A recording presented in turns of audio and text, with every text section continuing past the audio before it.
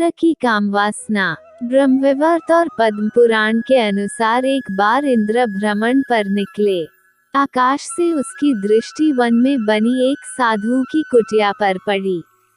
उसने उस झोंपड़ी में एक अत्यंत सुंदर स्त्री को देखा। इंद्र उस स्त्री को देखकर मोहित हो गए। उनसे रहा नहीं गया। ये कुटिया महान तपस्वी गौतम ऋषि की थी।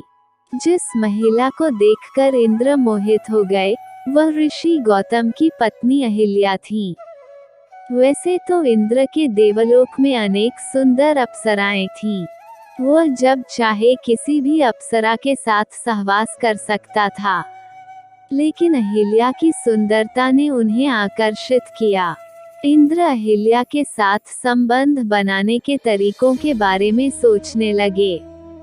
वह अहिल्या के पति गौतम ऋषि की दिनचर्या पर नजर रखता था। गौतम ऋषि प्रतिदिन प्रातः काल से पूर्व उठकर नित्य कर्म करने नदी तट पर जाया करते थे। वहां 2-3 घंटे बिताने के बाद वापस झोपड़ी में आ जाते थे। इंद्र ने इस अवसर का लाभ उठाने की योजना बनाई। एक रात जब गौतम ऋषि और अहिल्या सो गए, तब कुछ देर बाद इंद्र ने अपनी शक्ति से भोर का कृत्रिम आवरण बनाया। गौतम ऋषि को लगा कि सुबह हो गई है। वे हमेशा की तरह उठे और अपने दैनिक कार्य के लिए निकल गए।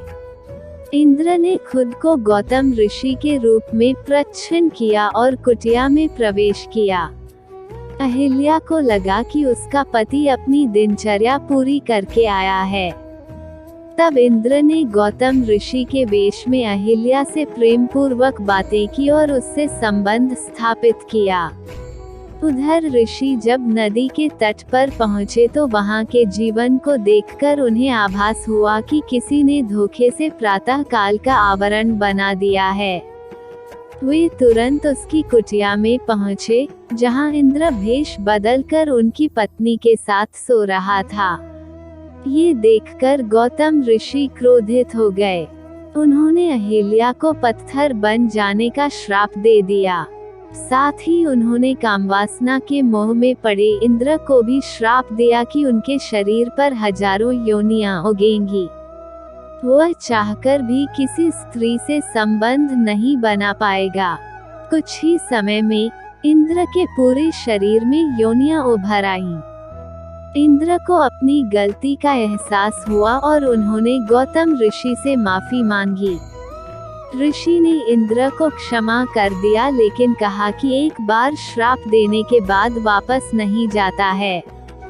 हालांकि ऋषि गौतम ने कहा कि इंद्र के शरीर पर उभरने वाली ये योनियां आंखों में बदल जाएंगी। इससे इंद्र के पूरे शरीर पर आंखें ही आंखें बन गईं।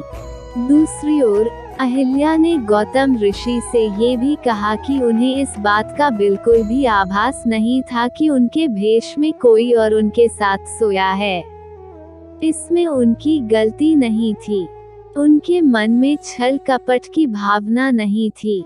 गौतम ऋषि ने अहिल्या को वरदान दिया था कि कालांतर में भगवान विष्णु का एक अवतार तुम्हारे पास आएगा और उनके स्पर्श से तुम फिर से वैसे ही हो जाओगे। वर्षों बाद श्री राम ने विष्णु के अवतार के रूप में पृथ्वी पर जन्म लिया। ये राम ही थे जिन्होंने बाद में अहिल्या को स्पर्श करके श्राप से मुक्त किया।